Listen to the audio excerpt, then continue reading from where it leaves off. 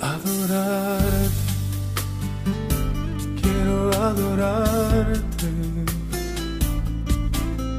Solo quiero una y otra vez adorar, bendecirte, quiero bendecirte,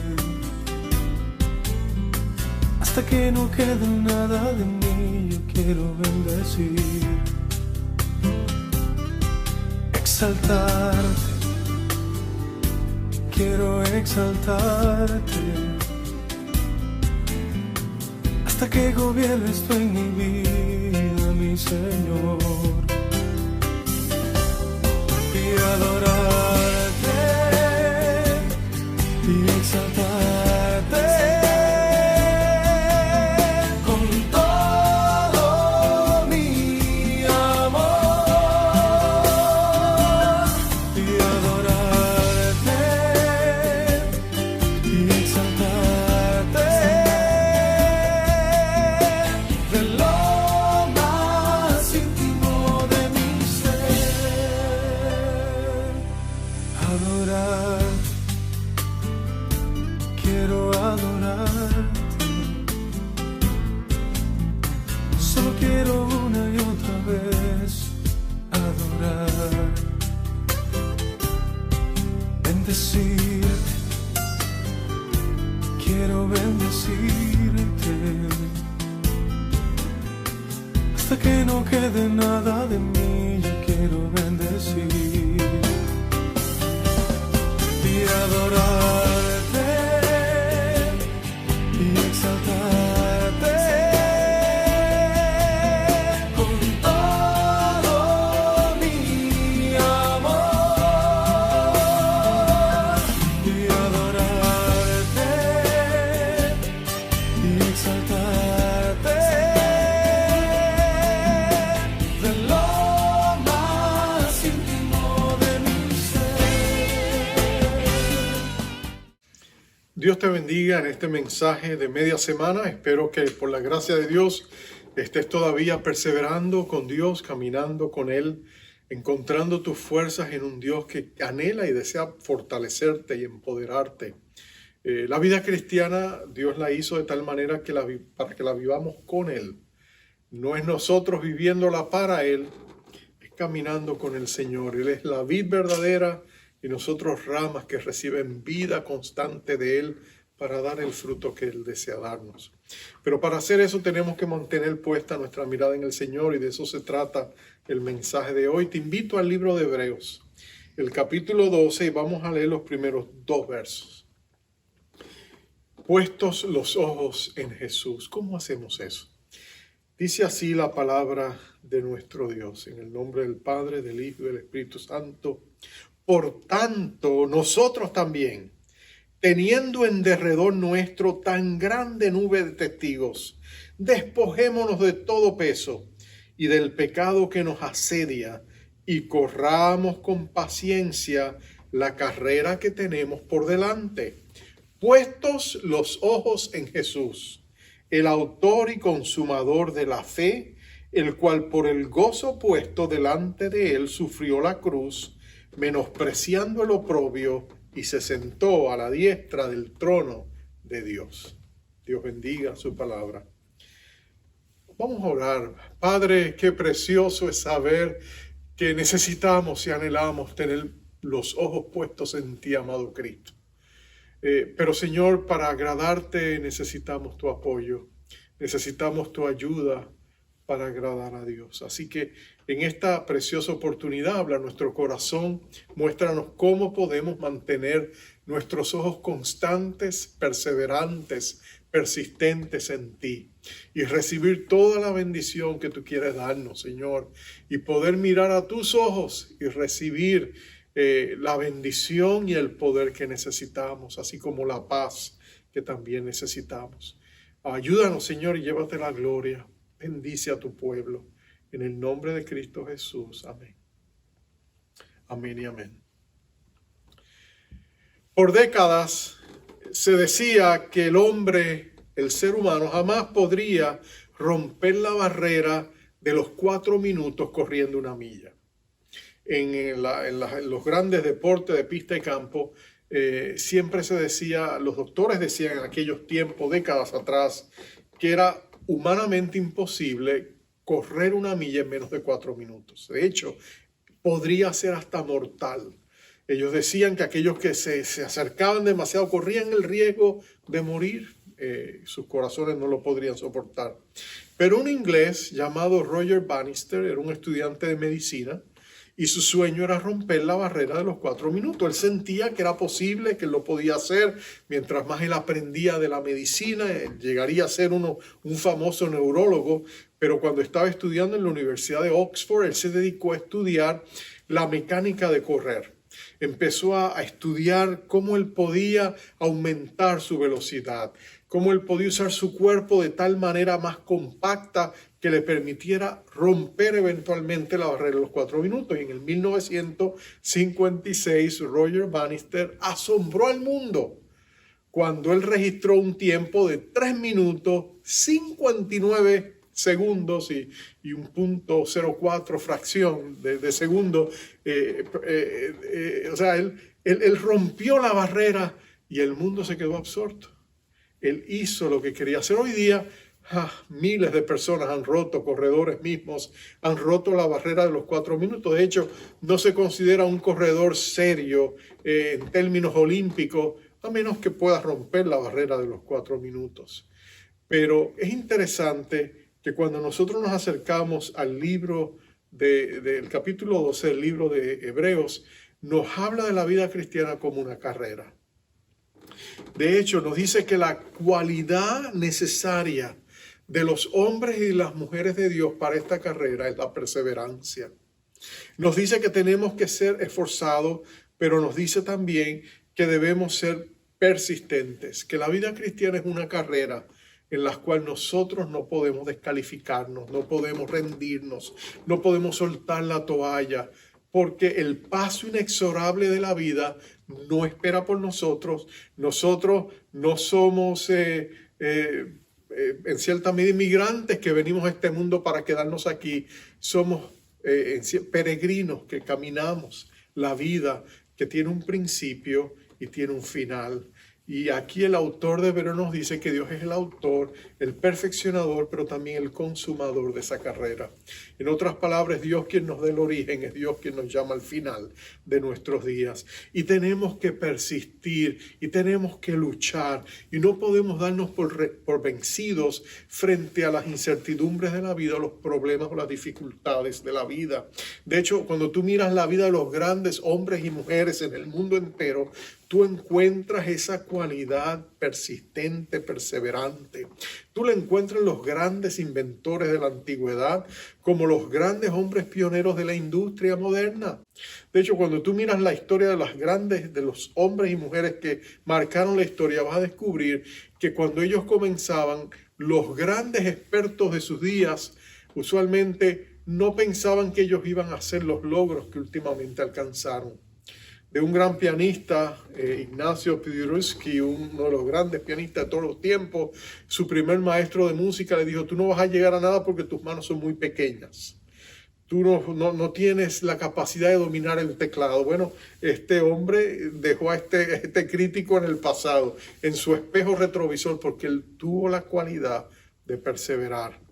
De grandes tenores del pasado, como Enrique Caruso, se dijo de este hombre que cuando él cantaba parecía un ventarrón que estaba entrando por la ventana. Bueno, pero él llegó a ser el más cotizado de los grandes tenores y hombres, tenores modernos todavía lo miran a él como una inspiración. Y así podríamos hablar de otros. Cada uno de los grandes y mujeres de Dios perseveraron. El libro de los Hebreos, en el capítulo 11, te muestra las vidas perseverantes de 28 siervos de Dios que por fe persistieron, lucharon, enfrentaron la adversidad y salieron avantes porque Dios estaba con ellos. Y ahora, en base a todo eso que él ha dicho, él dice: por tanto, nosotros también. Siendo que tenemos esa gran nube de testigos, de hombres y mujeres que en su pasado triunfaron con Dios y hoy están en el cielo, entonces nosotros también tenemos que correr la carrera.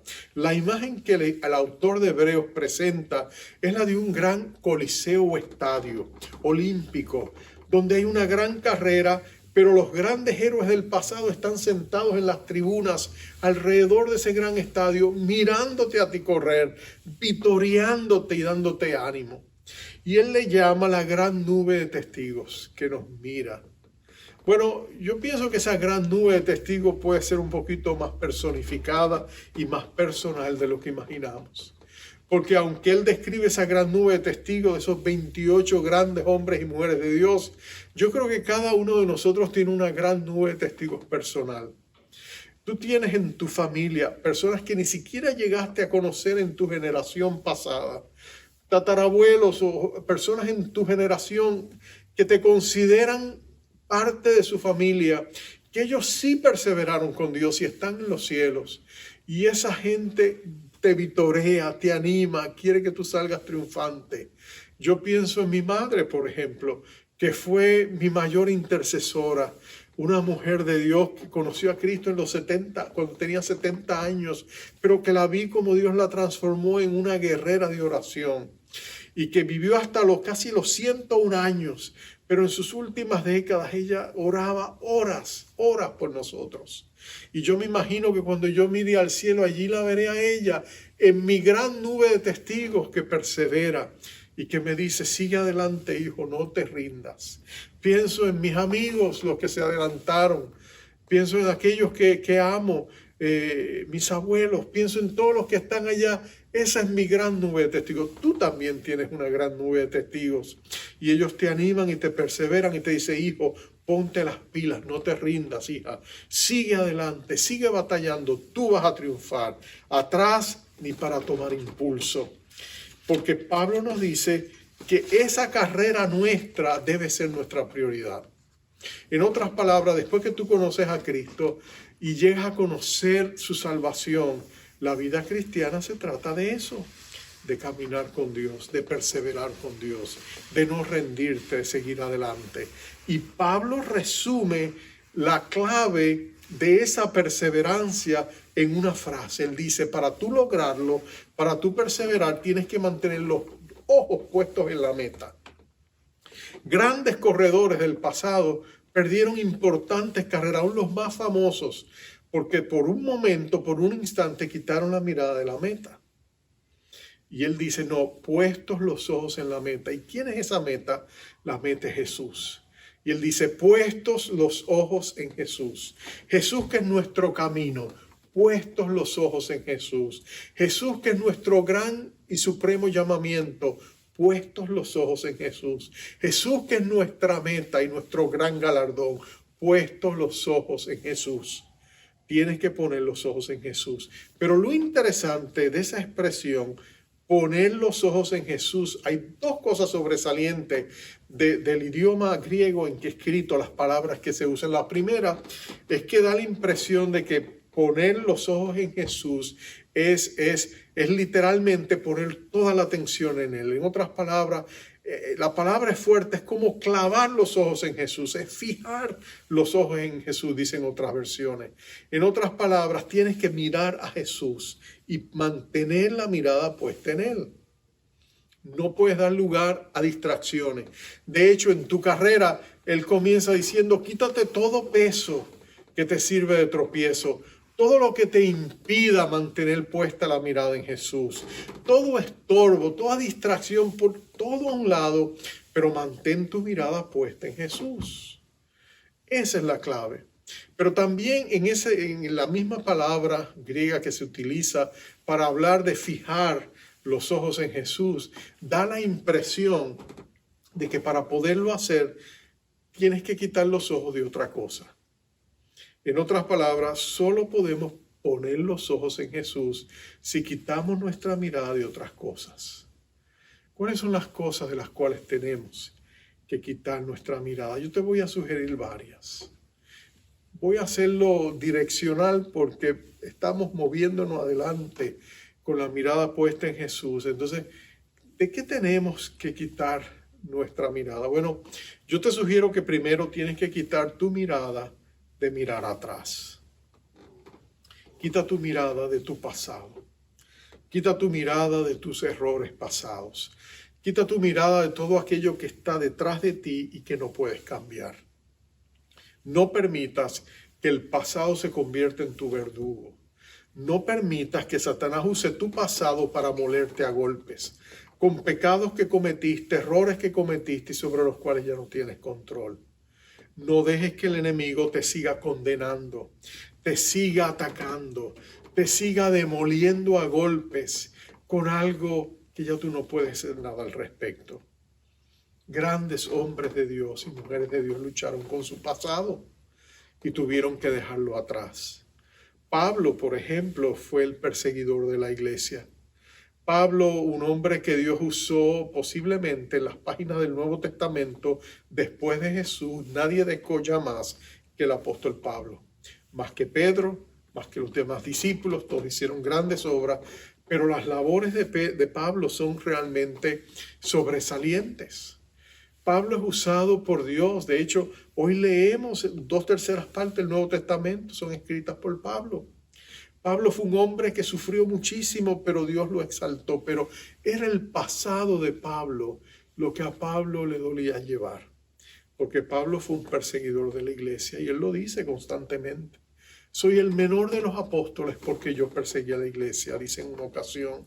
En otra dice, soy el peor de los pecadores, el jefe de los pecadores, porque yo perseguí la iglesia, perseguí a los santos. ¿Cuántas noches pasaría él atribulado por los recuerdos de las cosas que había hecho, las vidas cristianas que había extinguido, como la vida de Esteban, que lo salvó con su última oración cuando perdonó a aquellos que estaban haciendo con él semejante injusticia? Eso quedaría grabado en el corazón, en la memoria de Pablo. Pero nota que Pablo entiende que no puede vivir con el pasado.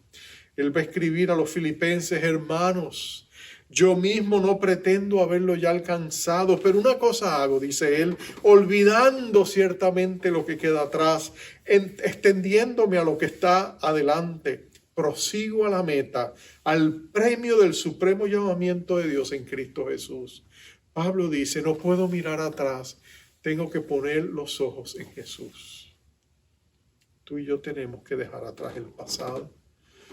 David es otro siervo de Dios que lucha con su pasado. En el Salmo 27 le va a decir a Dios, oh Dios, no recuerden los pecados de mi juventud.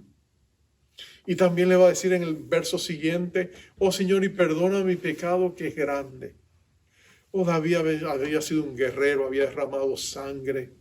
De hecho, él no puede construir el templo del Señor porque Dios le dice, no tú, tu hijo lo va a hacer. Él es un hombre de paz, tú has sido un hombre de guerra. Tienes todavía sangre. Y tú no vas a ser el hombre que me va a edificar a mí un templo. Entonces David lucha en cierta medida con eso, pero no era el único. Podríamos hablar de Rahab, podríamos hablar de Betsabé, podríamos hablar de Ruth, podríamos hablar de Noé, podríamos hablar de Salomón, podríamos hablar de Pedro.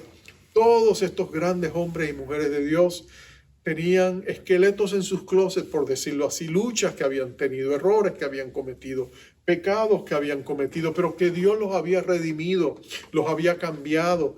Pero ellos no podían permitir que esos espectros del pasado todavía estuvieran atacando y impidiendo que ellos corrieran la carrera que estaba delante de ellos. Tú tampoco lo permitas. Cuando el diablo quiere atacarte con el pasado, reclama el poder de la sangre de Cristo para perdonarte, limpiarte de toda maldad. Pon tu pasado bajo la sangre de Cristo. Haz como Martín Lutero, que cuando el diablo le venía con la lista de todos sus pasados pecados, dormido una vez agarró el tintero y le dijo, sí, pero la sangre de Cristo me limpia de todo pecado.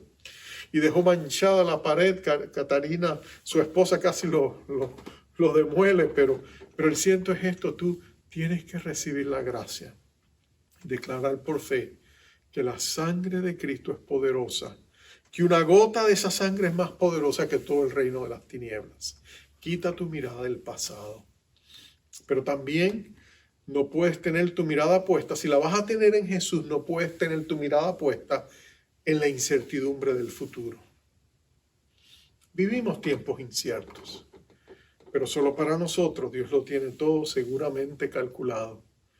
Tú y yo vivimos momentos que no sabemos qué va a venir en el futuro. ¿Qué va a pasar con el trabajo? ¿Qué va a pasar con la iglesia? ¿Qué va a pasar con esto? ¿Qué va a pasar con lo otro? ¿Qué va a pasar con nuestra salud? ¿Qué va a pasar con nuestros seres amados? Todo pareciera estar envuelto en nieblas de incertidumbre. Pero ¿sabes esto? Dios nos dice, no caigas en el temor de las amenazas inexistentes de un futuro que todavía no está aquí. Al contrario, pon tu mirada en Jesús. Él está bien. Él sabe lo que está haciendo. No importa el futuro incierto, Dios te está esperando allí. Y Él te va a mostrar igual fidelidad, misericordia que te la ha mostrado hasta aquí. No ha sido fiel con Dios contigo hasta aquí, lo será también en el futuro. No hay incertidumbre en el futuro. Si la lámpara de la fe brilla, brillante en nuestros corazones, confiamos en Dios, confiamos en Él. No tienes que poner tu mirada en el futuro incierto. Dile a Dios, yo declaro, Señor, mis días futuros están en tus manos. Estoy seguro en ti. Tercero, quita los ojos de lo que te rodea. No mires atrás, no mires al futuro incierto, pero tampoco pongas la mirada, no te distraigas con lo que está pasando alrededor tuyo. A veces a nuestro alrededor hay problemas, ¿no es cierto? Hay tormentas, hay torbellinos, hay dificultades, hay situaciones adversas y nosotros podríamos muy bien poner nuestra mirada en esas tormentas y hundirnos en la desesperación, pero tienes que hacer lo que Pedro no hizo. Tienes que poner tu mirada en Jesús para caminar sobre esas aguas. Si quitas tu mirada de Jesús como Pedro te hundes, pero si tú pones tu mirada en Jesús en medio de la adversidad, tú vas a salir adelante frente a los problemas, los desafíos, las dificultades, porque Dios es tu ayudador. Nota que nuestro Señor nos dijo en Isaías 41:10, no temas porque yo estoy contigo, no desmayes, yo soy tu Dios que te doy las fuerzas, yo te esfuerzo. Y entonces mira dos promesas eternas, siempre te ayudaré, siempre te sustentaré con la diestra de mi poder, de mi justicia. Solo Dios puede decir siempre. Tú y yo podemos decir a lo mejor, tú y yo podemos decir casi siempre, tú y yo podemos decir casi nunca, pero tú sabes que nosotros no tenemos la facultad de hablar de manera absoluta del porvenir, ¿no es cierto? Pero Dios sí puede, porque Él es Dios y Él dice, siempre te ayudaré, sin excepción. ¿Tienes un problema? Clama a mí, yo te responderé, siempre te ayudaré. ¿Tienes dificultades? ¿Te sientes desfallecer? ¿Sientes que no avanzas más? Dios te dice, no, yo te sustentaré. Siempre te sustentaré. ¿Te faltan las fuerzas? Yo te sostendré. Son un absoluto dual que Dios nos dice, siempre te ayudaré, siempre te sustentaré. Por lo tanto, no tienes que mirar a las cosas y los problemas que están alrededor. Pon tu mirada en Jesús. Él es el buen pastor de las ovejas. Él es nuestro buen pastor. El bien y la misericordia nos siguen donde quiera que vamos. Aun si nos vamos por el camino equivocado, el bien y la misericordia de Dios nos persiguen, nos agarran y nos vuelven a poner en el camino. Porque Dios es bueno, porque Dios es fiel. Él es el buen pastor. Confía en su amor. Haz lo que las ovejas hacen. Tú no ves una conferencia de ovejas que están decidiendo cómo van a encontrar aguas o cómo van a proveer alimento o van a hacer una campaña de protección, montar una especie de grupo de vigilancia para protegerse de los depredadores. No hacen nada de eso. ¿Por qué? Porque el pastor hace todo eso por ellas. Ellas confían en su pastor. Tú pon la mirada en Jesús, Él te va a guiar, Él te va a proveer, Él te va a decir lo que tienes que hacer, te va a dar dirección, te va a dar guianza. Pon tu mirada en el Señor. No pongas tu mirada en los problemas que están alrededor tuyo. Declara tu fe, dale voz a tu fe en esos momentos de adversidad. David lo hacía todo el tiempo. Jehová es mi luz y mi salvación, ¿a qué temeré? Jehová es la fortaleza de mi vida, ¿de quién he de atemorizarme? Esto sé que Dios está por mí. En el día que temo, yo en ti confío. Esas son las palabras de David. Tú eres mi amparo, mi fortaleza, mi pronto auxilio en la tribulación. Tú eres mi luz y mi salvación, la fortaleza de mi vida. Todas esas promesas son dadas por David porque él sabía que su mirada tenía que estar puesta en Dios. A veces lo que está alrededor nuestro no son problemas, son gente, ¿no es cierto? Tenía una compañera en la Universidad Noruega que su tío noruego tenía un dicho y le decía, yo no tengo problemas, yo tengo gente. El mismo Juan Pablo Sartre, el pensador, el libre pensador existencialista francés, decía, el infierno es la gente, la otra gente. Él sabía que a veces los problemas más agudos que enfrentamos es con la gente que está alrededor nuestro. Pero mira esto, no pongas tu mirada en la gente. Si tú pones la mirada en la gente, te amargas, te desesperas, te infunde, te intimidas. Si tú pones la mirada en la gente, pierdes la visión de quién es Dios y lo que está haciendo en ti. Tú tienes que no poner la mirada en la gente. No, pero es que la gente, temo que la gente no apruebe de mí, temo que la gente no se agrade de mí, temo que la gente no me haga sentir bien. Bueno, si pones tu mirada en la gente, no vas a poder servir a Dios. Porque esto es lo que pasa. Cuando tú pones tu mirada en Dios y Dios empieza a obrar en ti, Dios te lleva del techo de tus limitaciones al primer piso y segundo piso y tercer piso de la omnipotencia de Dios. En otras palabras, como David, tú no tienes límites porque Dios hace lo imposible a través de ti. Y la gente mira eso, gente que es mucho más competente que tú, iba a decir, pero ¿cómo es eso? Mira, ¿quién es este? ¿Cómo es posible que este muchachito sea demoledor de gigantes? ¿Cómo es posible que eso es lo que Dios usó para hacer estas grandes proezas? Y eso es lo que causa envidia y celos. Y la gente dice, pero si yo puedo más, yo soy más competente. Porque ellos no entienden el quehacer de Dios en la vida de gente que se humilla delante de Él. Pero tú no mires a la gente, porque cuando tú miras a la gente y quieres agradarle, entonces tú tienes que entrar en el mundo de encajar en su visión de mundo, que quizás no es la visión de mundo que Dios tiene para ti. Pero tú tienes que quitar la mirada de la gente y poner los ojos en Jesús. Y decirle, bueno, Señor, quizás no me comprenden, pero yo confío en ti. Y Señor, quizás me envidian, yo los perdono, pero yo pongo mi mirada en ti. Señor, quizás me antagonizan, pero sabes que yo pongo mi mirada en ti. Porque, Señor, ¿a quién más puedo ir sino a ti? Entonces, cuando la gente alrededor tuyo te critican o te rechazan o quieren volverte a tu lugar donde tú seas como todos ellos son, no lo permitas. Pon tu mirada en Jesús. Y finalmente, para poner la mirada en Jesús tenemos que hacer algo más. Tenemos que quitar la mirada de nosotros mismos. Y a veces eso es lo más difícil, ¿no es cierto? Porque tú te miras en el espejo de tu conciencia y inmediatamente tú ves tus faltas. Tú sabes que Jesús reveló una gran verdad cuando dio la parábola de aquellos dos hombres que oraban en el templo, porque mostró los extremos de las dificultades que nosotros tenemos cuando tratamos de orar y conectarnos a Dios. Él dio una ilustración, una parábola de dos hombres. Uno era un fariseo y el otro era un publicano recaudador de impuestos. El fariseo es autosuficiente, pero el publicano se siente insuficiente. Uno lucha con el orgullo, el otro lucha con la vergüenza. Pero ambos son obstáculos cuando tú te acercas a Dios. La persona autosuficiente de pronto descubre de que pues no puede recibir la ayuda de Dios. De hecho, Dios escucha sus oraciones, pero no les presta mucha atención. Del fariseo Jesús dice que él oraba consigo mismo, porque la oración de él era arrogante. Él decía, Señor, gracias que te sacaste en la lotería, estoy parafraseando, cuando me hiciste tu siervo, porque la verdad es que mira, yo soy lo mejor que te ha pasado a ti, Señor. Yo no soy como esos publicanos, no soy como aquellos otros, yo hago esto, yo hago lo otro. Mis obras son impresionantes, mis credenciales son impecables, Señor, te sacaste de verdad la lotería conmigo.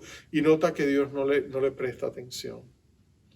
Dios, porque la arrogancia, la altivez dice, que al altivo Dios lo mira de lejos. La persona autosuficiente no necesita de Dios y siempre estará limitado por su potencial humano, porque nunca será un canal de lo imposible, porque Dios no le va a usar.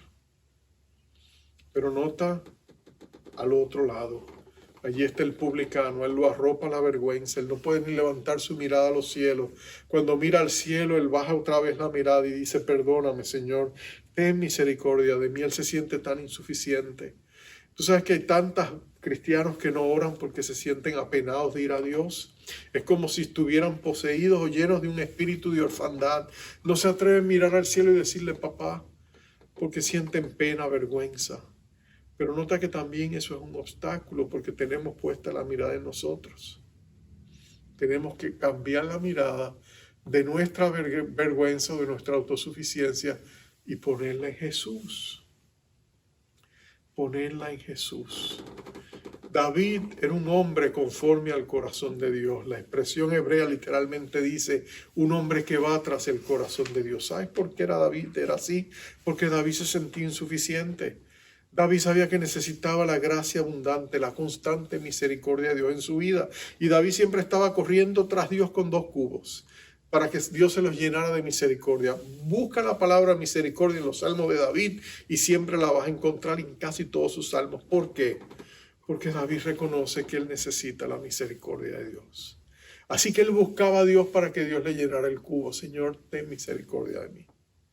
Perdóname, Señor, levántame, Señor, restáurame, Señor, mi confianza está en ti, Señor, aún en medio de mis problemas. David había aprendido a quitar sus ojos de sí mismo y ponerlos en Dios. Y por eso Dios se agradaba tanto de David. Dios se agradaba tanto de David porque él sabía que David lo miraba a él, lo buscaba a él, recibía de él gracia, misericordia y paz. Hermanos, en esta pandemia, qué difícil ha sido mantener puestos los ojos en Jesús, ¿no es cierto? Miramos lo que está alrededor nuestro, miramos el sufrimiento de otros, miramos las luchas que hay, miramos el futuro incierto, miramos un pasado que nos sigue persiguiendo, errores y cosas del pasado, o nos miramos a nosotros mismos en el espejo de nuestra conciencia y vemos nuestras faltas y lo que nos falta todavía para ser como Jesús. Pero ¿sabes qué? Cuando tú mantienes tu mirada en Jesús, 2 cosas pasan. Segundo, en ese espejo eres transformado, mirando a cara descubierta como en un espejo la gloria del Señor. Somos transformados de gloria en gloria por el Espíritu del Señor. Mirando a Jesús nos parecemos a Él. Somos cambiados y transformados. Pasando tiempo con Jesús, realmente es que Dios nos hace que nos parezcamos a Él. Y lo otro es, cuando tú miras y pones los ojos en Jesús, Él cruza su mirada contigo. Y cuando tú miras en los ojos de Jesús, tú recibes gracia, misericordia y paz. Tú recibes su amor. Y cuando tú pruebas ese amor, tú lo quieres recibir. Y lo quieres seguir recibiendo a baldes, como olas que constantemente vengan sobre ti. Pablo decía que su mayor deseo era conocer a Cristo, el poder de su resurrección. Pero a los efesios también les dice, y tener el conocimiento de Cristo. Yo quiero seguir conociendo a Cristo, el conocimiento de Cristo que excede todo otro conocimiento, y conocer la anchura, la longitud y la profundidad de su amor. Para él conocer a Cristo era conocer su amor, y conocer el amor de Cristo que excede todo conocimiento. Ese amor precioso y maravilloso que es más profundo que lo que tú y yo pudiéramos imaginar, cualquier océano. Ese amor es lo que tú y yo necesitamos. Y cuando tú y yo miramos a Jesús, ahí es donde nosotros entendemos que de tal manera Jesús nos amó, que fue a la cruz, menospreciando el oprobio y la vergüenza de aquella muerte cruenta, para sentarse a la diestra del Padre. Y lo hizo todo por ese gran amor que te tiene. Y cuando tú pones tus ojos en Jesús, tú recibes ese amor. Vamos a orar y vamos a abrir nuestro corazón. Y vamos a pedirle a Dios que al poner nuestra mirada en Él, su amor nos sustente y nos sostenga y podamos perseverar. Padre amado, qué precioso es saber que tenemos a un Dios que no solamente nos ama, es un Dios que se goza y se alegra en estar con nosotros. Tú dijiste, Señor Jesús, y prometiste: si vosotros guardáis mis mandamientos, mi Padre os amará y vendremos, dijiste tú, y haremos nuestra morada con Él o con ella. Y Señor, estamos aquí en ese lugar donde anhelamos poner nuestra mirada en ti y correr la buena carrera que tú has puesto delante de nosotros. En el poder de tu Espíritu, Señor, te necesitamos. Ayúdanos a mantener puesta la mirada en Jesús, no mirando atrás, no mirando a los lados, no mirando al frente, ni siquiera ese futuro incierto que está delante de nosotros, ni siquiera mirándonos a nosotros mismos o a otros, mirándote a ti, Señor. Y lo más precioso de todo, Señor, es que cuando te pedimos tu ayuda para mantener puesta en ti la mirada, tú nos das la persistencia, la perseverancia, tú nos das el dominio propio, tú nos das la mansedumbre para persistir y luchar hasta prevalecer. Como Jacob prevaleció contigo allí en Peniel, queremos nosotros prevalecer con la mirada puesta en Jesús, el autor y consumador de nuestra fe. Ayúdanos, Señor, en esta preciosa oportunidad. Dejamos atrás las cosas del pasado, dejamos atrás el futuro incierto, dejamos a un lado las cosas, las cargas que llevamos, los problemas y las dificultades, las ponemos en tus manos. La gente que nos amarga, las ponemos en tus manos. Aún nosotros mismos nos ponemos en tus manos, pero nuestra mirada es tuya. La ponemos en ti, en Cristo Jesús, el autor y consumador de nuestra fe. Gracias, Señor. En Cristo Jesús. Amén. Amén, amén. Y al enviarte con esta bendición acostumbrada, quisiera hacerte notar algo diferente. Esta bendición habla de que cuando tú miras a Dios, Dios te mira a ti. Su rostro resplandece en una sonrisa cuando se fija en ti. Él derrama sobre ti su misericordia con agrado porque te mira a ti. Y Él te da su paz, su benevolencia, su bienestar. No solamente la ausencia del conflicto, pero la bendición plena y el favor divino, porque su mirada está puesta en ti. Así que vamos a recibirla. Jehová te bendiga y te guarde. Jehová haga resplandecer su rostro sobre ti y tenga de ti misericordia. Jehová alce sobre ti su rostro y ponga en ti paz. Dios te bendiga. Pondré mi vista tan solo en Cristo, oyendo siempre su tierna voz. Ha prometido darme victoria, hoy en su nombre soy vencedor. Pondré mi vista en el confiado, aunque sea ruda la tempestad. Si en él confío, tendré victoria, pues su palabra no fallará. Mirando a Jesús, siempre gozo del perdón. Mirando a Jesús, siento el fuego de su amor. Mirando a Jesús, tendré paz y santidad. Venceré si miro a Jesús. Mirando a Jesús, siempre gozo del perdón. Mirando a Jesús, siento el fuego de su amor. Mirando a Jesús, tendré paz y santidad. Venceré si miro a Jesús. Cuando a mi lado reinen temores o esté rodeado de tentación, pondré mis cargas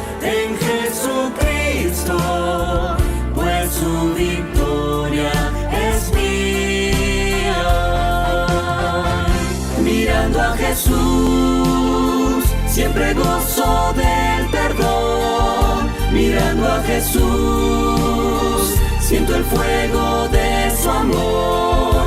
Mirando a Jesús, tendré paz y santidad. Venceré si miro a Jesús. Mirando a Jesús, siempre gozo del perdón. Mirando a Jesús, siento el fuego de su amor. Mirando a Jesús, tendré paz y santidad.